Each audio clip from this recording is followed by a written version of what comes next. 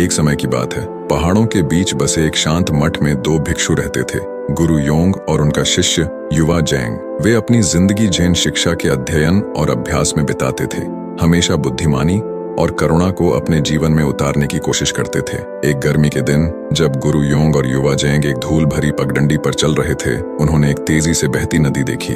नदी के किनारे पर एक परेशान महिला खड़ी थी जो दूसरी तरफ जाने का रास्ता ढूंढ रही थी। बिना किसी झिझक के गुरु योंग उस महिला के पास गए और पूछा, क्या तुम्हें कोई समस्या है मेरी प्रिय? महिला ने लंबी सांस लेकर जवाब दिया, मुझे इस नदी को पार कर अपने बेटे की शादी में जाना है, लेकिन मुझे तैरना नहीं आता और यहाँ कोई पुल भी नहीं है। बिना कुछ कहे गुरु योंग ने धीरे से उस महिला को अपनी पीठ पर उठाया और नदी को पार कर गए, उसे सुरक्षित दूसरी तरफ छोड़ दिया। उन्होंने उसे मुस्कुराते हुए अलविदा कहा और अपनी यात्रा जारी रखी। कुछ देर बाद युवा जेंग अपनी उलझन को और नहीं रोक पाया।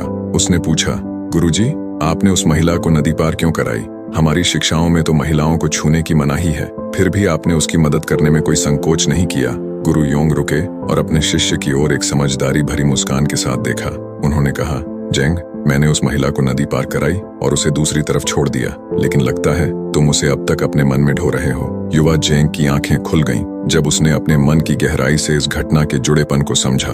उसने गुरु के इस गहरे सबक को समझा, उन विचारों और उनके साथ जुड़ी हुई बुरी यादों को छोड़ने का महत्व जो हमारे जीवन को बोझिल बनाते हैं। अपनी यात्रा के दौरान युवा जेंग ने इस सबक पर विचार किया और इसे अपने जीवन पर लागू करने की ठानी। उसने महसूस किया कि जैसे उस महिला को नदी पार कराया, वैसे ही वह अपने पिछली गलतियों, भविष्य की चिंताओं और दूसरों के प्रति मन में बिठाई हुई नाराजगियों के बोझ को ढोता रहा है। नई स्पष्टता के साथ युवा जेंग ने हर पल को पूरी तरह जीने और अनावश्यक बोझ को छोड़ने का संकल्प लिया। वर्तमान क्षण को सजगता और करुणा के साथ अपनाया। उस दिन से उसने जीवन की चुनौतियों का सामना एक हल्के दिल और खुले दिमाग से किया और अपने गुरु की शिक्षाओं की बुद्धिमत्ता से प्रेरित होकर एक बेहतरीन जीवन जिया।